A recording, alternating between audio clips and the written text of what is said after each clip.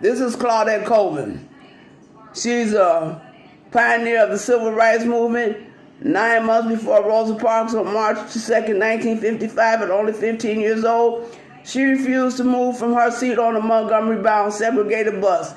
She had paid the fare and felt it was her constitutional right to board the bus. She was dragged off the bus, handcuffed, and taken to an adult jail. Colvin is not a much celebrated figure in the American civil rights movement. Many believe this is because she was perceived to being darker toned and pregnant. Colvin had a child born out of wedlock at the age of 16.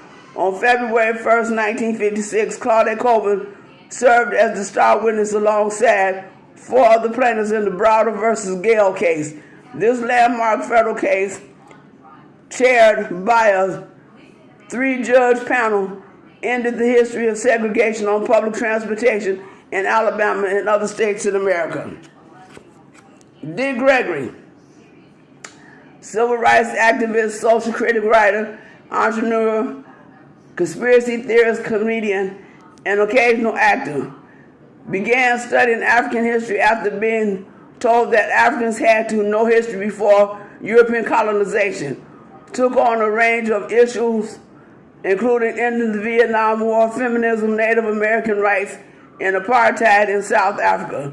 Regularly fasted in protest of world events, was arrested dozens of times for his causes. In 1961, joked in front of a white audience, "Last time I was down south, I walked into this restaurant and this white waitress came up to me and said, 'We don't serve colored people here.' I said, 'That's all right, I don't eat colored people. Bring me a whole fried chicken.'" Authored the controversial Nigger, an autobiography in 1964.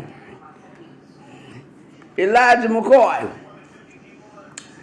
Canadian-American inventor and engineer, son of former slaves from Kentucky who escaped via Underground Railroad to Canada. Although a great financial sacrifice, McCoy's parents sent him to Edinburgh, Scotland. He studied mechanical engineering.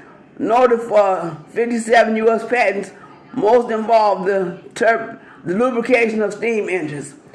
Sold many of his patents for a fraction of their worth, never capitalized on his own inventions. The devices he designed made others millionaires. His oil drip cup invention was so amazing, people termed the phrase "the real McCoy," which now refers to something authentic and of high quality. Elijah Muhammad, born in the Jim Crow South, moved to Detroit, converted to Islam, and studied under Master Fard. After becoming Master Fard's representative for the Nation of Islam, he became the leader. Mentored Malcolm X, Louis Farrakhan, and Muhammad Ali. Refused induction into the military during World War II, jailed for 5 years, and is believed to be the inspiration for Muhammad Ali to do the same. Oversaw the largest growth in the history of the Nation of Islam. Established the newspaper Muhammad Speaks, a University of Islam universe, elementary and high school, grocery stores, restaurants, and more. Purchased land and businesses to provide housing and employment for the members of the NOI and beyond. Authorized Message to the Black Man in America and How to Eat to Live. Fannie Lou Hamer, voting rights activist, civil rights leader, and philanthropist. Worked for the Study Nonviolent Coordinating Committee. Helped poor and needy families in her Mississippi community. Vice chair of the Mississippi Freedom Democratic Party. Established as a National Democratic Party delegate in 1972. Died on March 14, 1977, and according to the New York Times, none of us would be where we are today had she not been here then.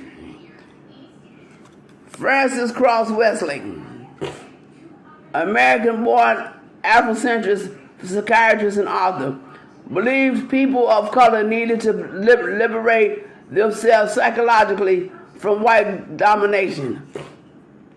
In 1974, authored the crest theory of color confrontation and racism, white supremacy, that states people of color must gain a better understanding of the behavioral maneuverings of whites in order to avoid being manipulated into a subordinate position.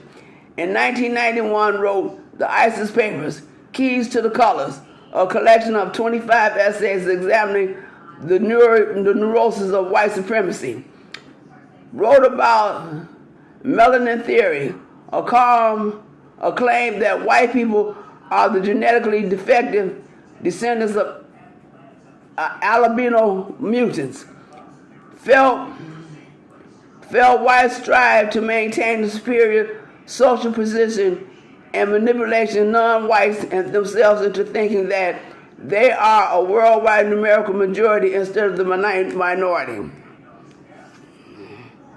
Haile Selassie I, Ethiopia's region from 1916 to 1930, emperor from 1930 to 1974, served as chairperson of the Organization of African Unity, a former member of the Islamic dynasty, forced into exile after Italy invaded Ethiopia in 1936, became the face of the resistance and went before the League of Nations of Geneva for assistance. He secured the help of the British in reclaiming the country and reinstituting his powers as emperor in 1941.